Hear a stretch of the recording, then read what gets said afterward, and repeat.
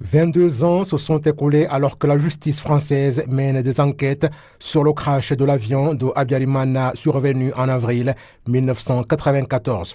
Le président de l'association de soutien aux rescapés du génocide perpétré contre les Tutsis au Rwanda, Ibuka, le professeur Jean-Pierre Dusingizemungu, indique que sur ce dossier, l'intérêt politique a toujours interféré dans la justice.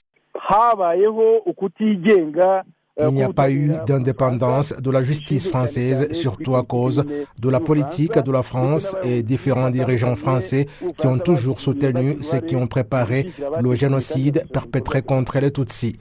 Nous sommes persuadés que c'est suite à cela que la justice a enregistré du retard et nous espérons maintenant que la justice sera indépendante et que le verdict qui sera prononcé vendredi sera fondé sur l'indépendance de la justice.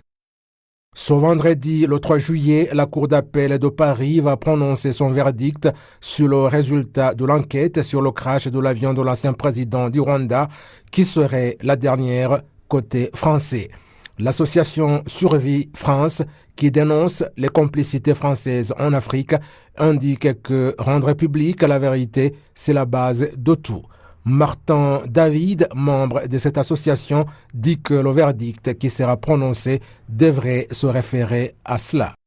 Ce que nous attendons de la décision qui va être rendue le 3 juillet, c'est un non-lieu partiel, c'est-à-dire d'une part un non-lieu définitif quant à la culpabilité du FPR, et d'autre part une réouverture de l'enquête pour explorer les autres pistes, notamment la piste des extrémistes Hutus comme commanditaires de l'attentat et la piste sur les exécutants de l'attentat, qui pourraient être soit des mercenaires qui auraient été fournis par la France, soit des militaires français.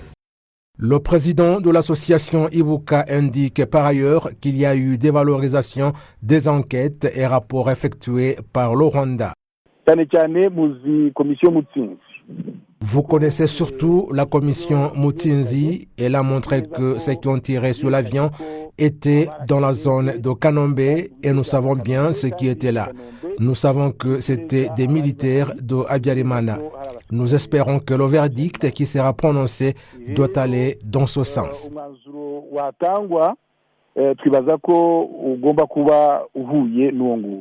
L'association Survie indique que les soupçons de certains politiciens français ne pouvaient pas permettre des actions qui mènent à la vérité. Donc pour nous, le fait que la décision qui va être rendue le 3 juillet intervienne plus de 28 ans après les faits et 22 ans après l'ouverture de l'enquête est clairement lié au fait qu'il y a eu des interventions politiques dans le déroulement de l'enquête. Et certaines de ces interventions ont même été des manipulations qui ont souhaité voir l'enquête se diriger dans une direction et pas dans d'autres directions qui auraient mis l'État français dans une situation délicate. Récemment, dans un entretien avec le journal Jeune Afrique, le président de la République, Paul Kagame, a dit que rien ne devrait faire reculer le pas déjà réalisé dans la réforme de la coopération de deux pays.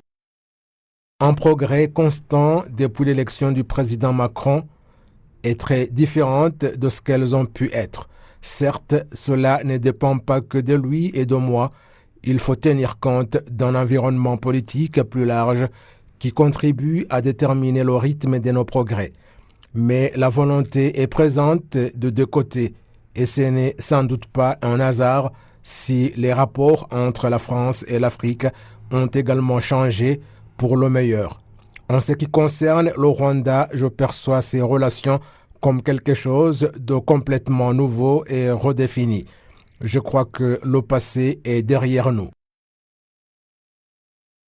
C'est en décembre 2017 que les juges français Jean-Marc Herbault, Marc Trevedich et Nathalie Pou ont pris la décision de classer le dossier suite au manque de preuves sur le crash de l'avion de Habyarimana.